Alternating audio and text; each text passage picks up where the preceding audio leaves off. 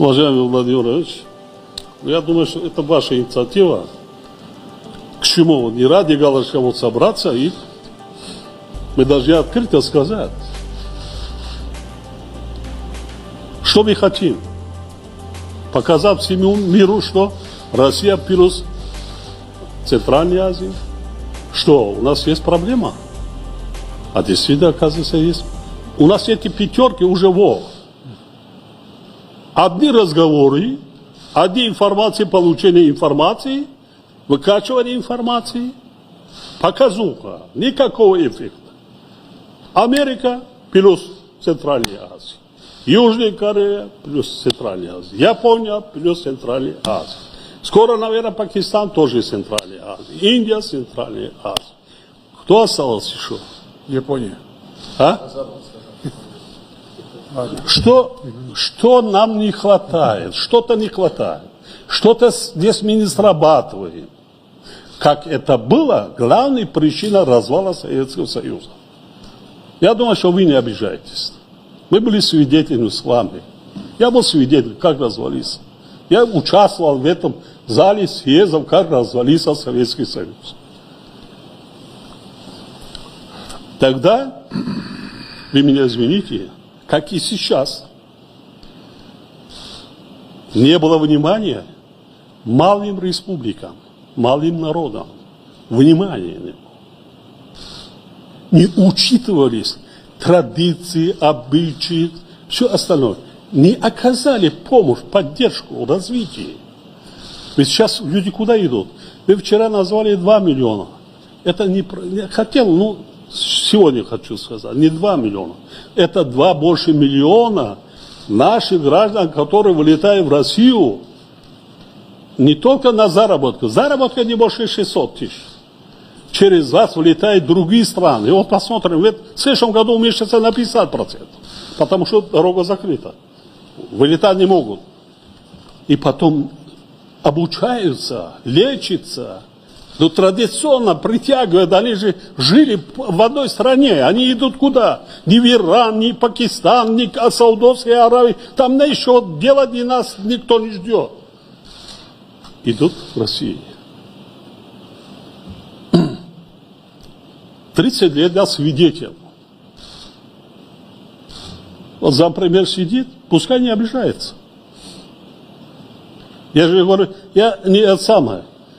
С неба не провалился, я свидетель.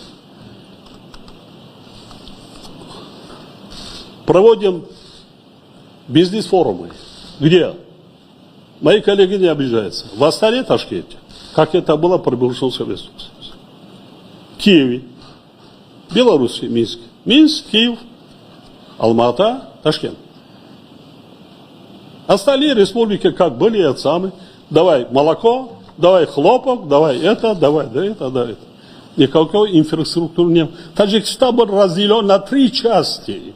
Полгода север не мог дорогу посещать, Бадахшан полгода там закрыт. Дорогу не было. Сейчас почему? На какой-то несчастный бизнес-форум в Таджикистане мы умоляем, я дал поручение министра иностранных дел, выходи. Но мы ждем, я с вами даже говорил.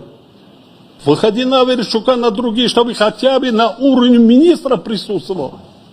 Нет. На уровне замминистра. Вот Таджикистан заслужил это. Стратегический партнер.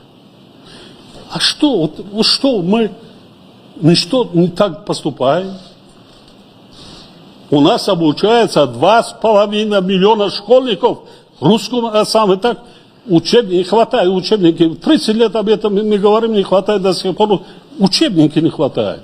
У нас обязательно изучение русского языка с детского сада. Так? Что там мы делаем? Военные базы есть, полигоны так как были, так и остались. Все, у нас, вот спасибо, вы меня извините, 30 тысяч, сейчас мы не будем назвать их беженцами, или перемещенные русскоязычные вернулись к нам, они передают по всему морю. Вот это это не мигранты, там и трудовые самые. Смотрите, вот мы в Таджикистане так, показывают по всему миру и передают из Таджикистана реальную информацию. Ну, из нас сделали так, что мы страны, которые, не знаю, да, мы малые народы. Нас не 100 миллионов, не 200 миллионов, но у нас есть история, культура, мы любим. Мы хотим, чтобы нас уважали. Ничего не надо. Уважали. Мы не нищие. Мы не нищие. У нас богатая страна. Запасы минеральных ресурсов больше, чем система Менделеева. Я свидетель, все бизнесмены из России только сливки. Что есть углеводородное сырье, нефть и газ интересуют их. Нефть и газ. Давайте, где нефть и газ там? А почему горнорудной промышленности, цветной металлургии, так? Драгоценные металлы, драгоценные камни, и очень много. И даже стратегическое сырье для военных, которых нет в мире. Я вам рассказывал, когда вы были у меня. По запасам Таджикистан занимает первое место. Никого не интересует. Ну давайте, вот мы собрались, давайте создадим условия. Где что-то мы нарушили, где-то мы с кем не так поздоровались. Ну здороваться будем. Но мы никогда не нарушали. Как бы всегда уважаем интересы своего главного стратегического партнера. Ну хотим, чтобы нас уважали. Мы хотим, чтобы наравне с африканскими странами, мы видим, с другими странами. А что, мы какие-то чужеземцы или какие-то самые, что ли?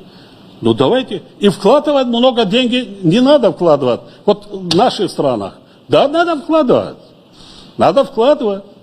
Миллиарды, которые можно это как бы за короткий срок окупается. Во всех сферах. Ведь наши трудовые мигранты к вам, выезжают к вам. Они работают. А так просто не зарабатывают, они работают же.